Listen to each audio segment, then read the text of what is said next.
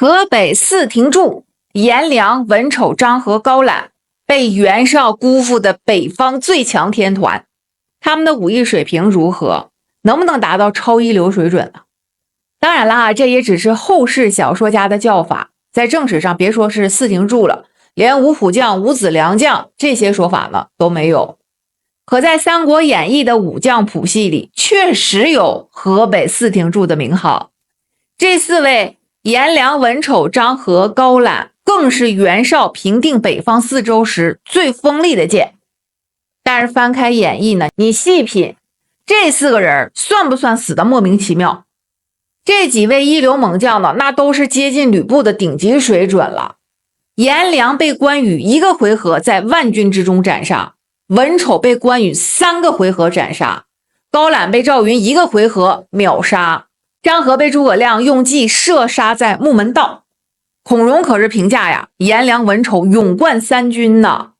这样的武艺呢，怎么会这么不堪一击呀？在河北四廷柱里，颜良是公认的大哥，民间评话里他是袁绍手下第一上将，1个回合杀死耿武，3个回合杀死宋宪，1个回合斩杀魏续。而真正让他坐稳顶级猛将候选席的是白马之战20回合速败徐晃的硬战绩。徐晃是什么水平啊？曹操麾下五子良将之一，曾和许褚大战50回合不分胜负，能20回合击败这样的对手，整个三国里也找不出几个呀。吕布也许能做到，关羽、张飞巅峰时期有机会，赵云、马超呢得看状态，其他人基本没戏。而颜良的强势呢，远不止这一场。白马之战中，他先战不3合斩宋宪，再交马1合劈魏续，2员吕布旧将转瞬收手，紧接着20回合败徐晃，3战连打，才让曹军诸将力然，连许褚都按兵不动啊！不是不想打，是真没这个把握。宋宪、魏续的速败已经证明颜良的刀快得离谱，徐晃的脆败更是坐实了他超一流的硬实力。三国演义里18路诸侯讨董卓的时候，袁绍一句可惜无上将，颜良、文丑未至，得一人在此，何惧华雄，直接把他的地位呢抬到了压过华雄的高度。但这位理论超一流却栽在了最不该栽的地方，战场警觉性。关于斩颜良的情节呢，嘉靖本《三国演义》写的直白，颜良见关公来，知道是他来投奔，故不准备迎敌。毛宗岗本呢，虽模糊了投奔的细节，却强调颜良正在麾盖下，见关公冲来，方欲问时，赤兔马快，早已跑到面前。这里的麾盖可不是普通帐篷，而是主将指挥中枢。按规矩呢，应该有亲兵环绕，哨探警戒。可是颜良呢，既没让亲兵拦截，也没提到戒备，反而像待客般放松。无论哪个版本的核心都是颜良没设防。更关键的是呢，曹操派关羽出战呢，本就藏着算计啊。程昱早就说过，使云长破袁绍之兵，袁绍必疑刘备。颜良却对这层计谋毫无察觉，只凭关羽是刘备义弟，就断定对方来投奔。对比赵云长坂坡冲阵时防弓箭必拦截的警觉，马超潼关战曹操时先问虎侯何在的谨慎，颜良的反应简直像个战场新手。作为主将，两军对垒时居然在麾盖下放松警惕，连敌军武将冲阵都没预判，这已经不是反应慢，而是职业素养缺失。顶级武将的战场生存呢，从来不只靠武艺，更靠眼观六路，耳听八方的警觉。吕布虎牢关前能躲过张飞的突袭，关羽千里走单骑时能提防卞喜的埋伏，就连许褚、罗毅斗马超也是时刻盯着对方的动向。颜良这一疏忽，直接让20回合败徐晃的硬战绩成了纸面数据了，最终落得被秒杀的结局。所以颜良的定位呢很微妙，论纯武力，他是袁绍阵营的天花板，摸到了超一流的边儿。但论综合能力，尤其是战场判断力，他连一流都算不上。就像一把锋利却没有装护手的刀，能砍断铁，却也容易伤了自己。再说文丑和颜良并称河北双璧，论战绩多样性呢，他甚至比颜良更亮眼。盘河之战，他10回合就把公孙瓒打得抵挡不住。别小看公孙瓒，这个人可是跟吕布过几招的，虽然输了，但能全身而退。文丑10回合速败他，却是在沿河追击、马力稍乏的运动战中做到的，比吕布数回合击退更有压迫感。更厉害的是他追公孙瓒时遭遇初出茅庐的赵云，两人大战5、6、10合不分胜负。但是这里得强调一下呀，此时的赵云还是职场新人，枪法未纯，经验不足，远非长坂坡时的常胜将军。而文丑刚杀败公孙瓒，吓退4健将，属于连续作战后遇生力军，能在体力消耗下坚持数十合不露败相，足以证明他的耐力和技巧都很扎实。到了银京之战，文丑更是上演1挑2名场面。面对张辽、徐晃2员大将，他先一箭射倒张辽的战马，再独占徐晃，逼得徐晃料敌不过而走。单看这些表现呢，文丑的武力丝毫不输颜良，甚至更全面。颜良偏刚猛，文丑则能攻能守能远程，既能打正面硬刚，又能应对追击战、混战、远程压制，场景适配性更强。可就是这样一位猛将呢，遇到关羽时却上演了3回合心切的名场面。三国演义第26回写，与文丑交马，战不3合，文丑心切，把马绕河而走，关公马快赶上文丑，脑后一刀。这一战的关键呢，根本不是武力差距，而是心态崩盘。文丑为什么心切？因为颜良刚被关羽秒杀，他跟颜良齐名，太清楚颜良的实力，潜意识里已经把关羽归为不可战胜的存在。交手3回合，他不是打不过呢，是不敢打了。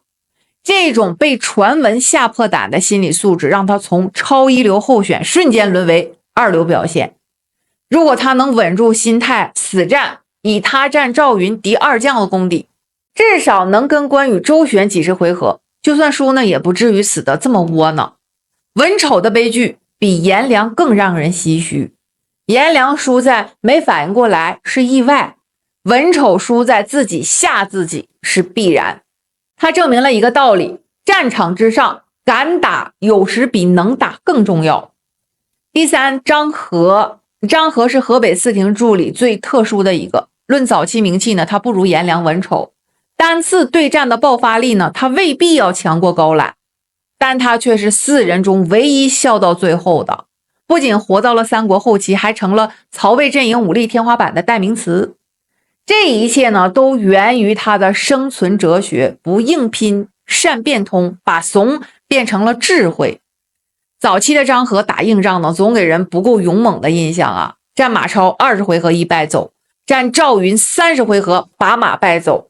就算面对张飞呢，他也只打了50余合就找机会脱身。有人说他怯战，但你细看呢，就会发现他的退都是有章法的，打不过就跑，绝不恋战，更不赌命。这种打法呢，在死亡率极高的三国武将圈里简直是保命教科书。就算面对张飞，他也只打了50余合就找机会脱身。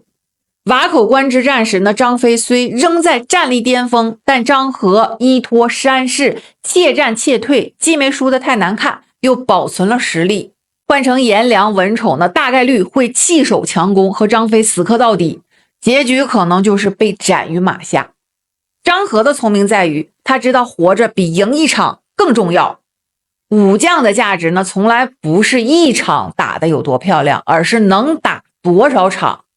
归降曹操后呢，张合的生存智慧升级成了战略眼光，他不再只懂打不过就跑，更学会了什么时候该打，什么时候该守。定军山之战呢，他劝夏侯渊坚守勿出，可惜夏侯渊不听，最终被杀。街亭之战，他一眼看穿马谡涉水上山的破绽，断其粮道，大破蜀军，直接导致诸葛亮第一次北伐失败了。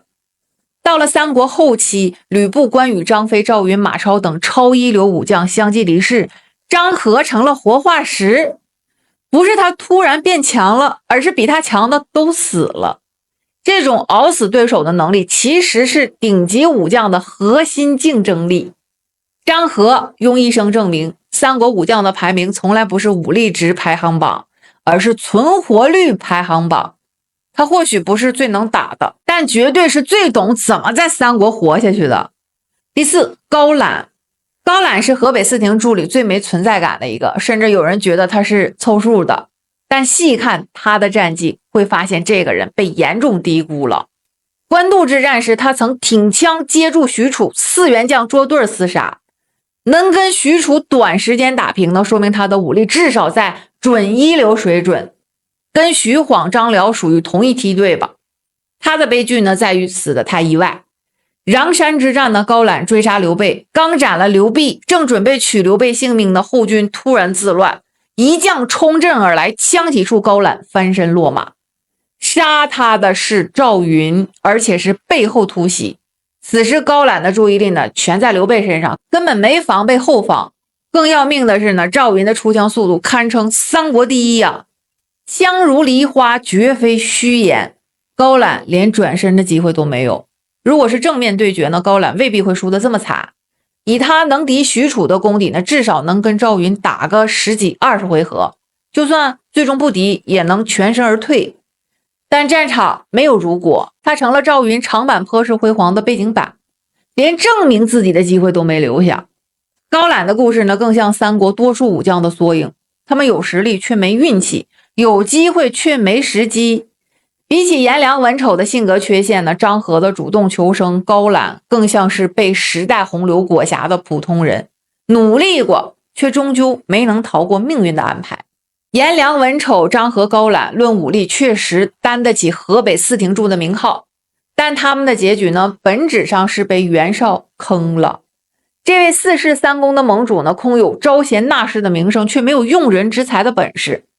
他用颜良守白马，却不派谋士辅佐，任由颜良在灰盖下放松警惕，最终被关羽突袭。他派文丑追击曹操，却不约束士兵，导致军队因抢战利品呢陷入混乱。文丑被迫孤军战二将，心态崩盘，在所难免。他猜忌张合、高览，官渡之战时呢听信谗言，逼得二将投奔曹操，直接断了自己的左膀右臂。反观曹操，对降将张合授以偏将军，封都亭侯，让他参与赤壁、汉中北伐等关键战役，最终把张合培养成五子良将之一。同样的人呢，在袁绍手下是隐患，在曹操手下是良将，这就是领导的差距。河北四亭柱的悲剧呢，从来不是武力不够，而是遇人不熟。他们就像是4块上好的石料，本可以建成坚固的城墙，却被袁绍这位拙劣的工匠胡乱堆砌，最终塌得一败涂地。颜良告诉我们，武力再高，没脑子也白搭。文丑告诉我们，心态崩了，神仙也救不了。张合告诉我们，活得久比啥都重要。高览告诉我们，运气也是实力的一部分。这4人的故事呢，告诉我们，乱世之中，能打的未必能赢，会活的才是真英雄。而所谓河北四亭柱呢，终究成了袁绍霸业的陪葬品。他们的光芒，与其说是被对手掩盖，不如说是被自己的主公亲手掐灭的。